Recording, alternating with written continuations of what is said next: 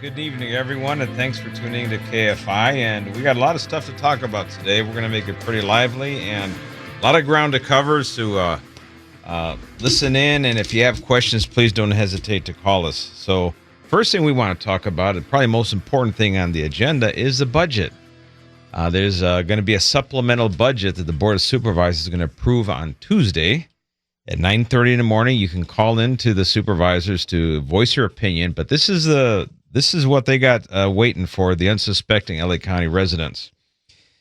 They're sitting on a budget surplus of over $2 billion. The budget was $37 billion. Now it's going up to $39 billion after all the appropriations and all the stuff from the recovery plan, from the COVID and all that good stuff from the federal and the state level. Plus, they're flush with cash from property taxes. And because the properties continue to be evaluated upward, so the assessor keeps assessing, and the tax rolls come in, and they're floating in cash. However, they've decided, the Board of Supervisors, these five geniuses have decided that we still need to continue defunding law enforcement, specifically the Sheriff's Department.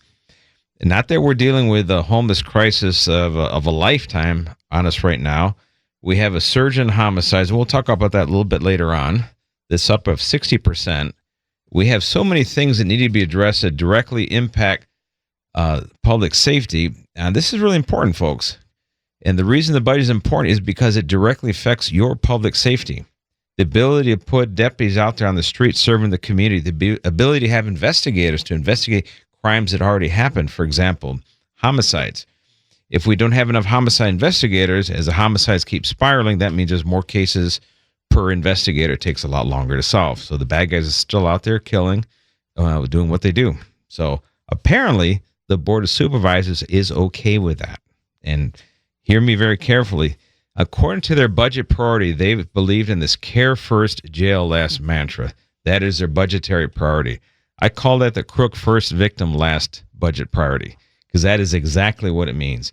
It means they care only about criminal offenders, their families, and any potential harm it may be caused by holding them accountable to the rule of law, heaven forbid. So they're withdrawing funds from public safety, from the Sheriff's Department.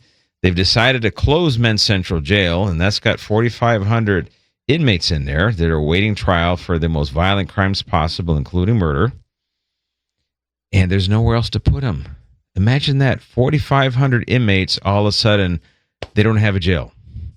And they don't have a plan to where to put them. But they're going to devote $42 million. And if we keep track, when they shut down the opportunity to tear down Men's Central Jail and replace it with a mental health treatment center, which is sorely needed, they opted not to do it and take an $80 million penalty.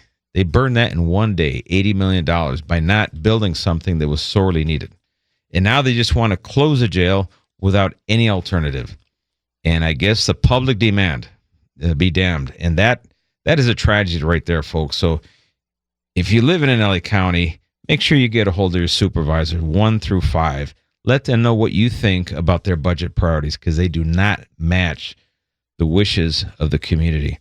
And how do they come to these decisions? Well, it turns out there's a lot of home cooking involved when they do these decisions. First of all of their motions or agendas are written by their justice deputies. And I would describe these as best as some woke wonders, that all they can do is dream up these things, or to the far left of the political spectrum, not even moderate, not even liberal, beyond that, to the point where they're eliminating vital public safety services on the hope that people will feel better about themselves and not harm other people. That is their pipe dream. So apparently law enforcement no longer necessary, because everybody's going to join hands and sing Kumbaya. So with that is their drive. So they created what's called a public safety realignment team. There's this Office of Diversion and Reentry, alternatives to incarceration. And now they have the reimagined Measure J, which was determined to be unconstitutional. Well, they changed the name to it to something even fancier. And all these names and all these little committees they put together, every single person who participates in these is not the average John Q. citizen on the street. It's not a mom and pop that has a family working hard to put food on the table, get their kids to school safely, And none of that, no. There's always going to be activists, people that are involved, they're beneficiaries because they're part of the service provider, that whole homeless industrial complex. All of those different groups, they're the ones that feed the people that form these committees, and they're all like-minded. And you have this massive groupthink exercise, and they come up with these ideas. So apparently the only thing left to where they can take money from that's not accounted for is the public safety budget. So imagine if this group, they can spend over $6.5 billion to not solve homelessness, and they can't increase the budget for the sheriff's department. In fact, no, they're decreasing it. Let's go back to the basics. When I took over, I inherited a budget deficit of $101 million. First full fiscal year I was in office, I think I took a hit of $145 million. Then the following fiscal year, I took a second hit of $116 million. And, oh, by the way, I also lost 1,400 positions. And no other county department came even close to that. They said, well, we have to tighten our belts. But it turns out the only belt that was tightened belonged to the people that wear tan and green from the sheriff's department. But you're supposed to feel safer because of this, because they have your best interest at heart. Fat chance. So now they're floating in all this money and they're on the surplus.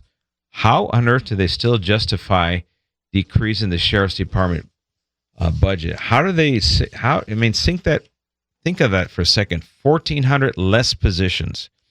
Right out of the gate, we had to take 500 positions from patrol and from our detective division.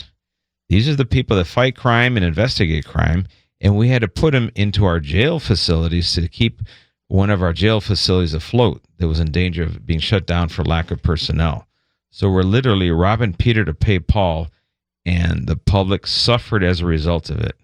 So we did the least amount of damage possible with the budgetary choices that the county gave us, and they're doubling down on this. They have not changed their mantra. They're still at it. So we need people to light up those switchboards on all the supervisors in their district, and we need to make sure people voice their opinion on Tuesday when they're going to be talking about the budget, and they're going to vote on this supplemental budget. So they have all kinds of wonderful priorities. I'll read through them, and you're going to get sick to your stomach because you're going to realize, wow, actually keeping everyone safe is not on their number one priority. What happened to that? I don't even know why these people are in office, really. Because it's kind of scary when you think of it. You look at all the bureaucraties, it's like their own language that they're speaking now. And everything is steeped in so much, I call it wokeness. But if it's not violent crime and homeless issue, why on earth are we funding anything? Plain and simple. Those are the priorities that keep people alive, keep people safe, and people are paying taxes expecting those issues are going to be addressed. But that is the last thing on the mind of these people putting the budget together. And keep in mind that a budget is a political document. It's a reflection of the values of the Board of Supervisors. And they keep saying that their values is care first, jail last, and they celebrate it. They pat themselves on the back of how woke they are and how grandiose they are, and they do their virtual signaling and all that fun stuff designed to make themselves feel better and to keep the cash flowing to all those entities that support them politically. But when it comes down to the dollars and cents that's going to keep the community safe, they don't have time for that. They don't have money for that. So let's keep that in mind. And anyway, I'm Sheriff Alex Villanueva, and this is KFI AM 640. So when we come back, I'm going to tell you about the homeless issue. Welcome back, everyone, and let's talk about the homeless and where we're at today. Well, I can tell you this: we are busy right now in the VA Center, San Vicente. We're making progress there. It's a complicated issue, not as simple as in Venice, but we're definitely making progress, and that matter is being resolved as we speak. And just a little bit of time, I think we're going to be in a far better place in the next few weeks than we were just a few months ago. Venice, the boardwalk, those that were there after Labor Day were able to enjoy it and actually see the beach from the boardwalk. Who would have thought that would have been such a difficult thing to do? But it's funny how when you follow the progress of this homeless crisis, it is going to be getting worse, not better, only because the sheer number of people that are starting to migrate towards LA from all over parts of the nation. is going to continue to increase as those eviction moratoriums expire. You're going to see the second wave, which is going to, I don't know if it can rival the Great Depression and Giant Steinbeck, the grapes of wrath. However, it'll probably be the next wave of mass migration that this nation has ever seen, strictly because in LA and in California, we are busy building a homeless paradise that people cannot resist. I mean, look at the pace that we're building things, which takes forever. Look at the price tag per unit. Look at state policy, county policy, LA city policy. It's all about home first. Let's build. Well, the saying is, build it and they will come. And no, they're going to come for sure. Everyone that you put in permanent housing, it's going to be replaced by someone else on the street. Then you're out twice the amount of money. And that math, every single solution that they're offering static solutions for a dynamic problem. And they never, ever discuss that. They can't discuss that because, remember, they spent $6.5 billion in LA County alone from 2011 to 2021, and the problem grew more than 100%. Now the governor cheerfully announced that he's going to spend $12 billion over the next 2 years on homeless issue, but he's going to have great, control measures to make sure everyone's fully accounted for. Every single dollar is fully accounted for. Well, it's going to be fully accounted for is all that money is going to go into the pockets of developers, homeless service providers, 501c3s. That's where all the money is going to go. Is it going to make a dent of a difference on the ground? No, because we're not increasing the capacity to treat those with mental health problems. We're not increasing the capacity for drug addiction treatment. This is residential. No, we actually walked away from those things. Now we have entire hospitals sitting empty. But it's interesting following the narrative that the LA Times likes to spin on these things, because they have an article in today's paper about now in Echo Park. We have Echo Park now. Now we're going to MacArthur Park. That's a new project now from the city of LA. A new councilman is going to try his hand on MacArthur Park. And they talked about Echo Park. They talked about Venice. But it's very interesting how they described what happened in Venice.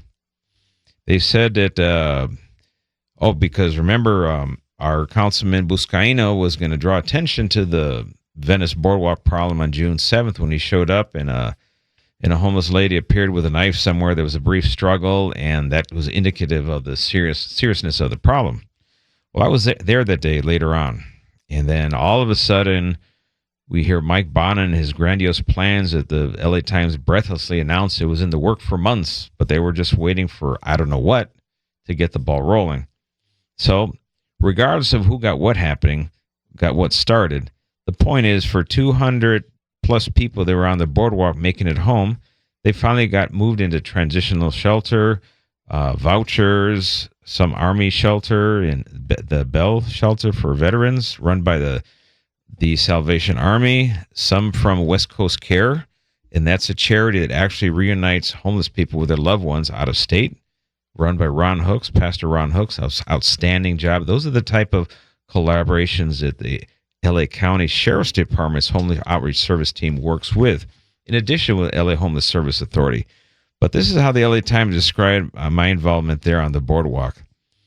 He described it as the writer as a turf war with the sheriff who sent foot patrols to the boardwalk and said 10 should be cleared by July 4th. By golly, let's get foot patrols out there. No mention whatsoever of the Homeless Outreach Service team, what they were doing there. Their humanitarian mission is to get people the help they need and get them to move on. So that's something to me to be very, very aware of. So now all this money is going to be spent. It's not going to go where it's going to be needed. The homeless situation is going to increase, and the city and the county still refuse to regulate public space and use law enforcement as intended. The problem is not going to go away. In fact, I was driven up through the 710 just a few days ago, and I saw all those Caltrans properties under control of our governor. And for some reason, there was tents all over the place and homeless encampments on both sides of the freeway. So the question is, why is the governor not using the CHP and Caltrans the way they're intended? Is he ascribing to the same idea? Well, let's get housing first. Well, that's not the solution. And again, we're still dealing with the same failed strategy, and just dumping more money on the failed strategy means more people get rich. The developers are going to make their buck. and all these service providers, but ultimately it's not going to benefit the homeless at all, or it's not going to benefit the community that needs the help most definitely. So with that in mind, though, we have let's go to Hal on line 1 who has a question on deputy-involved shooting protocols. Yes, can you hear me? Yes, we can hear you. Go ahead. So last summer, Michael Thomas was killed in Lancaster. I will not name the deputy, but he has been identified, and he is still on the streets of Lancaster. He was recently assigned, at least as of January, to one of the zone areas to help in the community.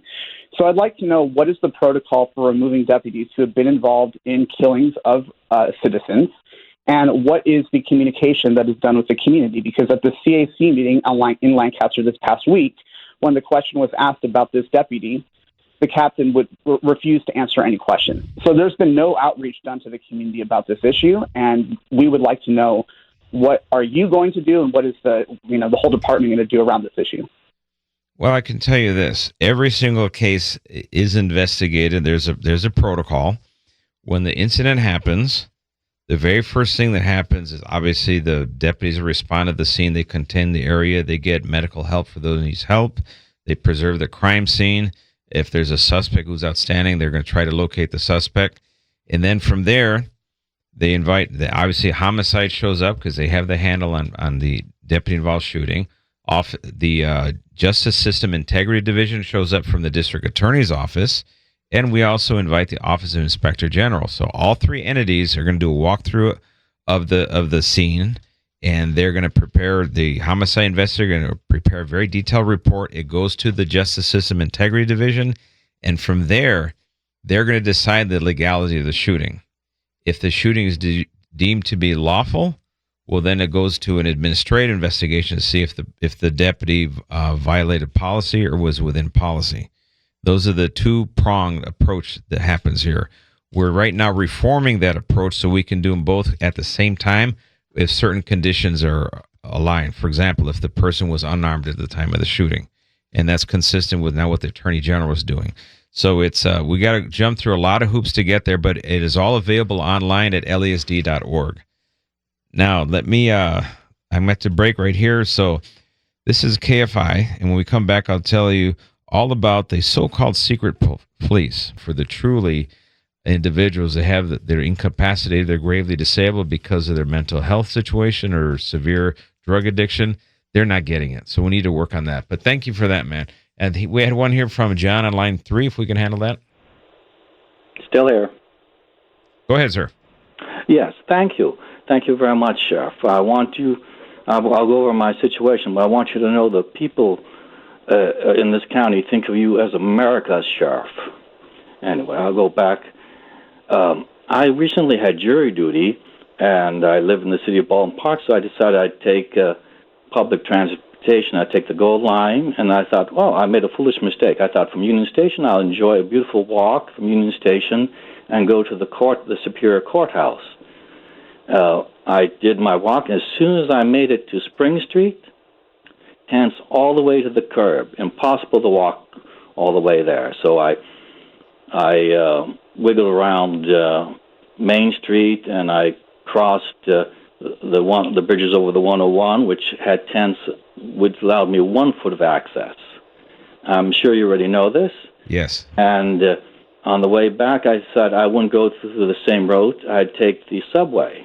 And then when I went to take the subway back to Union Station, I found there were people living on the subway, which I'm sure you already know, and I had to let a few trains go before I could find a car where I wouldn't have to worry about people smoking dope and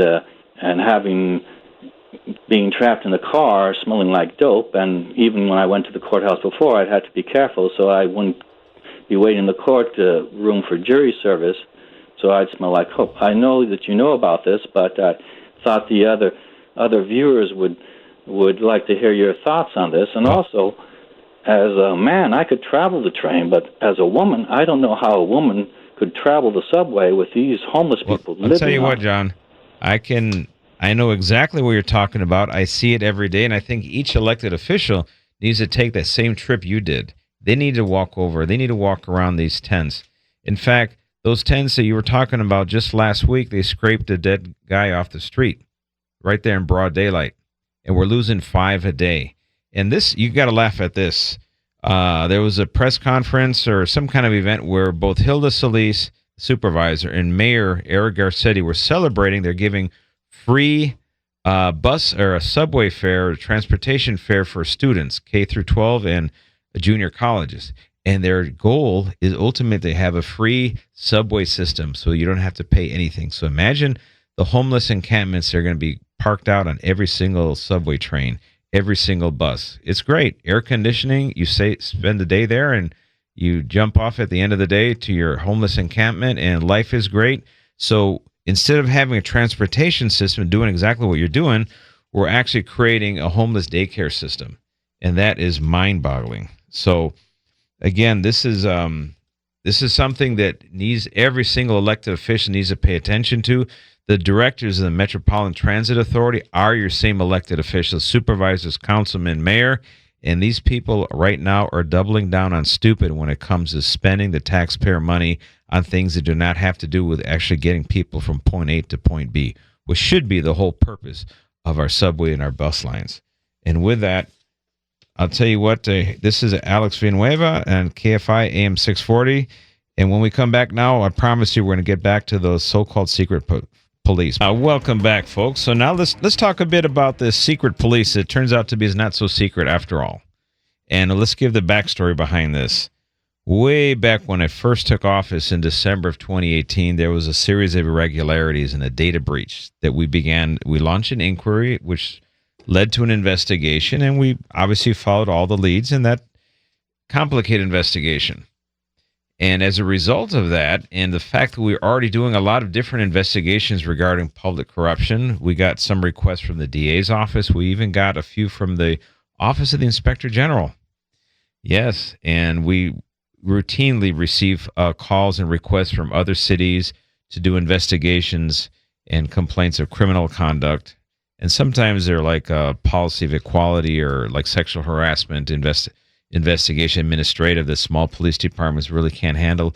We've been doing those as well. So this is something we've been doing for a long, long time, for decades. So it's nothing new. But the fact we were looking into this issue was known to the Board of Supervisors. We actually wrote to them and informed them of what we were doing and our concerns. And this was known to the LA Times as well, because as soon as you tell the Board of Supervisors, obviously it goes straight to the LA Times. We already know that. So when they announced this secret police and these screaming headlines, it was a day after we had the press conference about the Rand report. And of course, they didn't mention anything about my take on the Rand report in the political document that it was. It didn't really deliver what it was supposed to, but people want to read through the tea leaves and get what they want out of it, and that's understandable. But regarding these so-called secret police, there are nothing secret about them.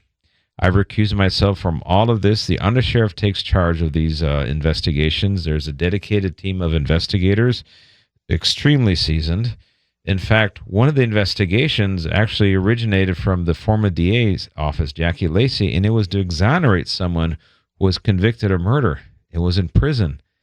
And our homicide investigators actually determined who the right person was, and this person was exonerated, and the right person was charged. So that was a hard work there, a lot of effort put into that. So that's the caliber of the investigators we have doing these.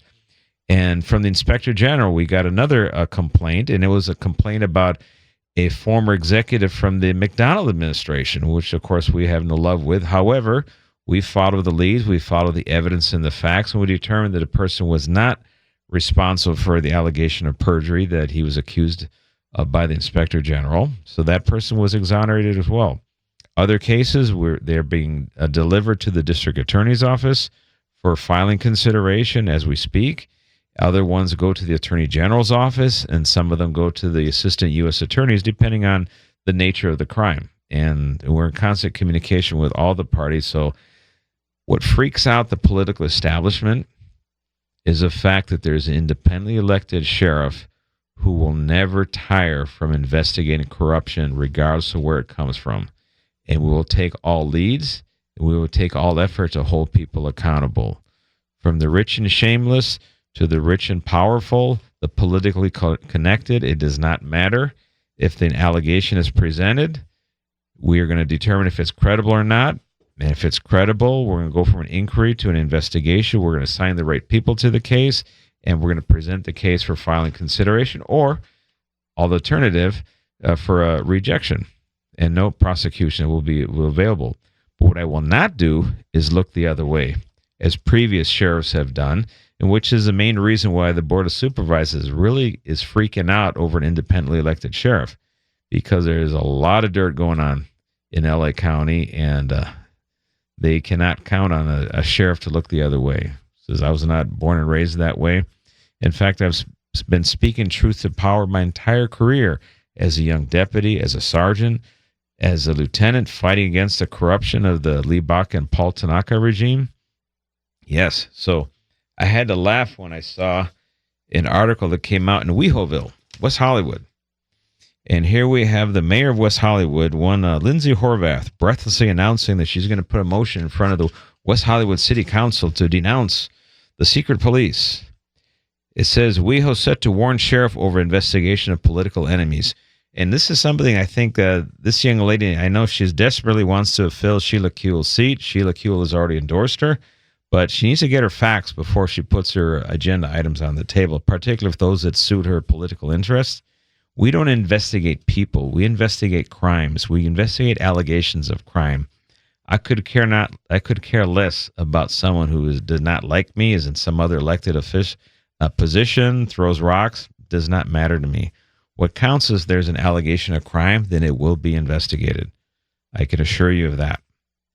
And where it needs to go in the right appropriate prosecutorial agency, it will make its way there with a complete report.